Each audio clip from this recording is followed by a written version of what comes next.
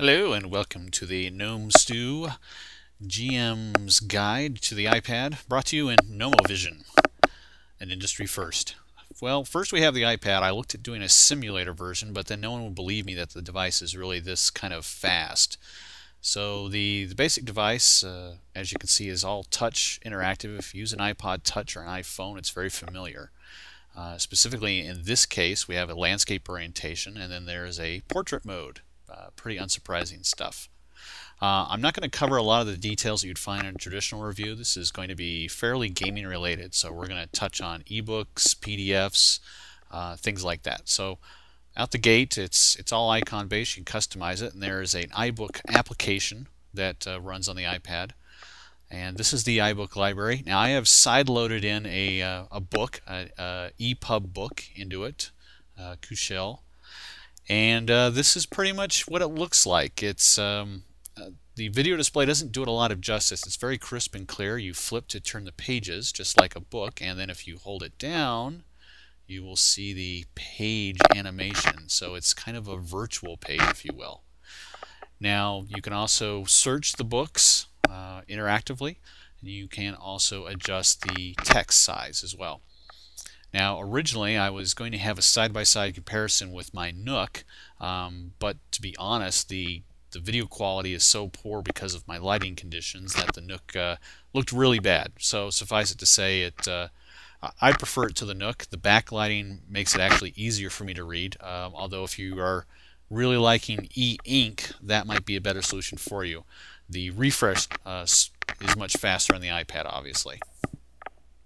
And then you have the portrait orientation, which is more like a traditional book. Now, you can also take your ebooks and convert them to PDFs, so we'll go over PDFs now.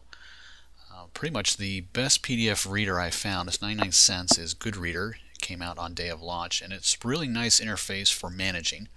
I've loaded a lot of content on here, side-loaded through iTunes. Through the interface here in Goodreader, you can preview, you can search through all of your PDFs, you can manage, create folder hierarchies.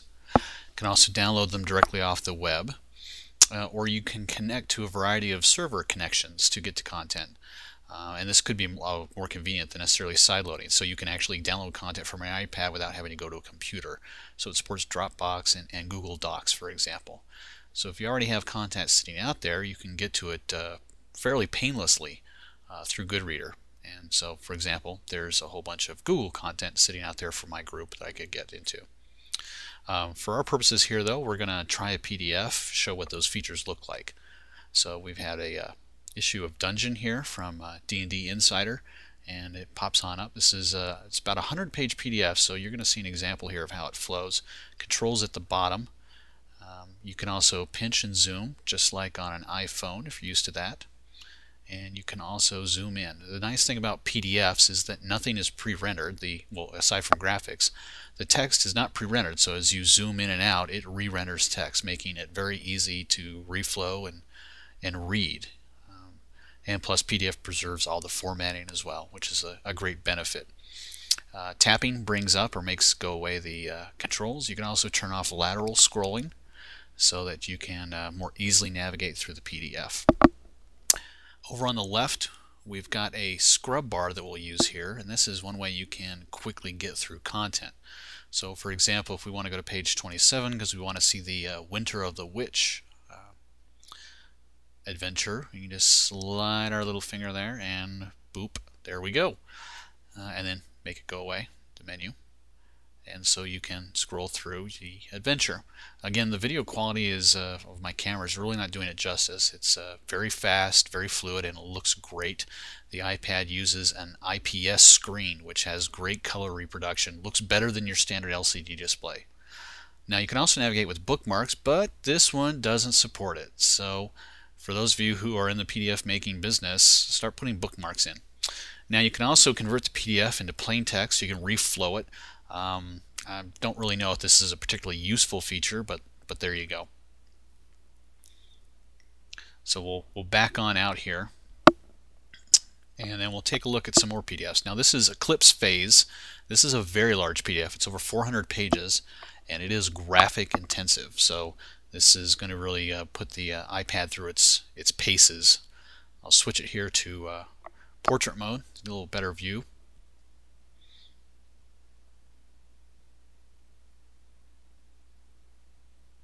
Same navigation and everything, just swipe like we're used to. I'm going to turn off the lateral again. Makes it easier in these cases to navigate through. And here's an example of a PDF that does use bookmarking. Index, you can get to pretty much anywhere you need to very easily, and this is nice.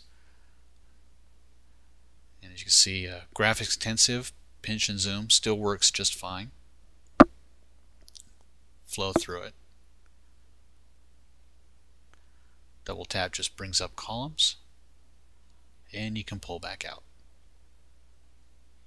You'll notice the iPad's taking about a half second longer to render the pages. Again, that's because of the size. It's a much larger PDF.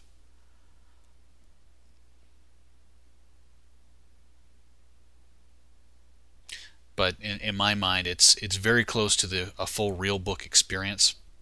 The iPad's form factor is slightly smaller than an 8.5 by 11. But it's pretty darn close. It feels a lot like a book. And I actually have the brightness on this iPad at about halfway, so it does go brighter, and you can turn it down as well. So we'll take a look at another one, another PDF. And this is probably one that most viewers are familiar with. And I think this is a 300 some odd page PDF, but the really interesting thing is it's built really well by Wizards back when they did PDF support, official PDF support, and this PDF flows really nicely, very responsive, all indexed, so it's pretty much what you're used to. But just really want to show this because this is a very large PDF, and as you see here, it flows very rapidly, very smoothly. And this is really because the iPad has got some horsepower. If you did this in a lot of other ebook readers, well, first of all, it wouldn't be in color, and it would take literally seconds to render each page. Now, one of the other benefits of having a PDF is search capability. So that pulls up a search. Now, you can't see it, but off screen I actually have an Apple wireless Bluetooth keyboard hooked up to the iPad. So I'm able to type. Normally you would use a virtual keyboard. In this case, I'm looking for opportunity attacks. It pulls up, if you can see the blue highlight, and then you can go to the next result through the document, so you can search through and find whatever you're looking for. Pretty much standard stuff if you use PDFs for any length of time, what you would expect. But again, on the iPad, it's really easy because you're holding the device in your hand, you're manipulating with your fingers. There's no pause or going to keyboard, and there's no paging to disk because it's all solid state memory.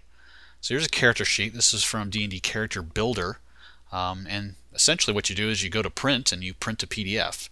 And so here's a full character sheet, and you know, ironically, maybe one of the best applications for the iPad in gaming is as a player aid or as a virtual or electronic character sheet. It really excels at that. In fact, there's really no downside here aside from the fact that Goodreader doesn't do annotation, so you can't really track hit point or surge uses or anything like that.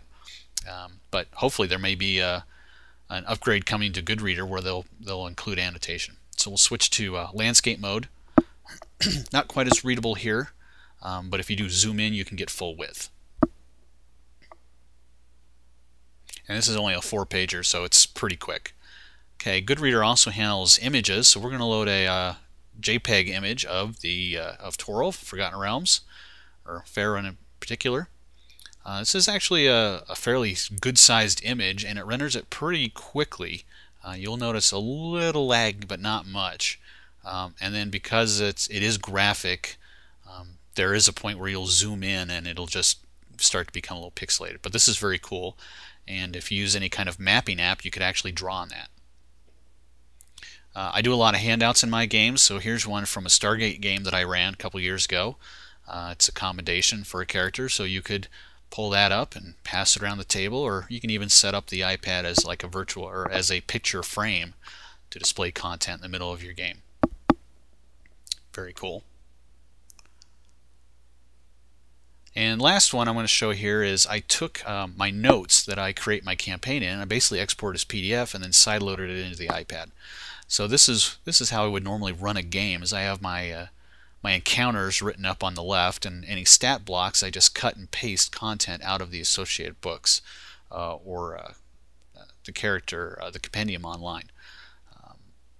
So this there's really not much to say about it. This is essentially how you could run a game through here. Now it's PDF, so it's read only, but we'll cover some different options in another segment. So there you go. That's part one of the iPad and gaming use. Hopefully you'll stick around and look at our part two. We're going to go and do some additional applications and do kind of a use case scenario for you.